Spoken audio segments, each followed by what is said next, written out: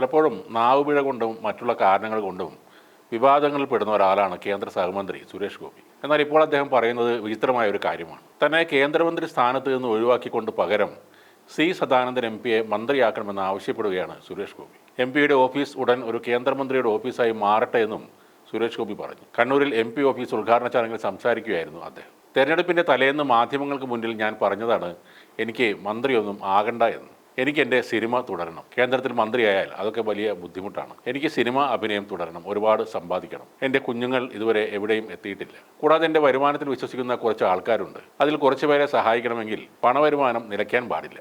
ഇപ്പോൾ അത് നല്ല തോതിൽ നിലച്ചിട്ടുണ്ട്. ഞാൻ ആത്മാർത്ഥമായി പറയുന്നു, എന്നെ ഒഴിവാക്കി ഇദ്ദേഹത്തെ മന്ത്രിയാക്കിയാൽ അത് കേരളത്തിലെ പുതിയ രാഷ്ട്രീയ ചരിത്രമാകും.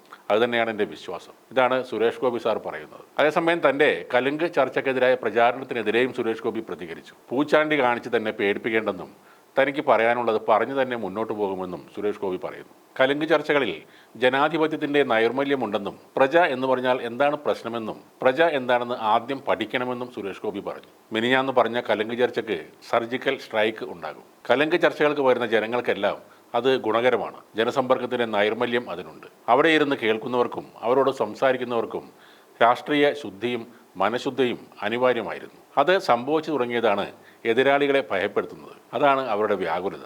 ഒന്നിനെയും താൻ വെറുതെ വിടില്ലെന്നും സുരേഷ് ഗോപി പറയുന്നു. മന്ത്രിസ്ഥാനം വേണ്ടെന്ന് പറയുന്നതൊക്കെ ശരി തന്നെയാണ്. അതിനിടയ്ക്ക് സർജിക്കൽ സ്ട്രൈക്ക് എന്തിനാണെന്ന് മനസ്സിലാവുന്നില്ല. പൂച്ചാണ്ടി കാണിച്ച് പേടിപ്പിക്കേണ്ട, ഒന്നിനെയും വെറുതെ വിടില്ല എന്നൊക്കെയാണ് പിന്നീട് പറയുന്നത്. ചുരുക്കി പറഞ്ഞാൽ കാര്യമായ മാറ്റങ്ങളൊന്നും ഒരു ദിവസം കൊണ്ട് അദ്ദേഹത്തിന് സംഭവിച്ചിട്ടില്ല. പൊതുജനം പ്രജകളാണ് എന്ന പരാമർശം വീണ്ടും അങ്ങൊന്ന് ആവർത്തിക്കുകയാണ്. രാജഭരണം മൺമറിഞ്ഞു പോയിട്ട് പതിറ്റാണ്ടുകൾ പലതായി. അത് സുരേഷ് സാർ മറന്നു പോകരുത്. ഇത് ജനാധിപത്യമാണ്. പ്രജകളും രാജാക്കന്മാരുമില്ല. ഇവിടെയുള്ളത് പൗരന്മാരും പൗര അവകാശവുമാണ്. നിവേദനവുമായ ഒരു വയോധികൻ വരുമ്പോൾ അതൊന്ന് വായിച്ചു നോക്കാൻ പോലും മെനക്കെടാതെ ഇത് എം പിയുടെ പണിയല്ല, പഞ്ചായത്തിൽ പോയി പറയൂ എന്ന് സുരേഷ് ഗോപി പറയാൻ കാരണം അദ്ദേഹത്തിൻ്റെ മനസ്സിലുള്ള രാജഭരണത്തിൻ്റെ ഓർമ്മകളാണ്. പൗരന്മാർ തന്നെ പോലെയുള്ള ആളുകളാണെന്ന് ചിന്ത അദ്ദേഹത്തിൻ്റെ മനസ്സിൽ ഇതുവരെ കയറിയിട്ടില്ല.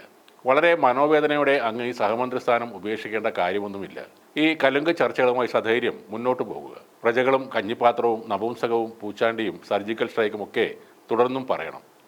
താങ്കളുടെ രാഷ്ട്രീയ സംസ്കാരം എല്ലാവർക്കും വ്യക്തമായി മനസ്സിലാക്കണം.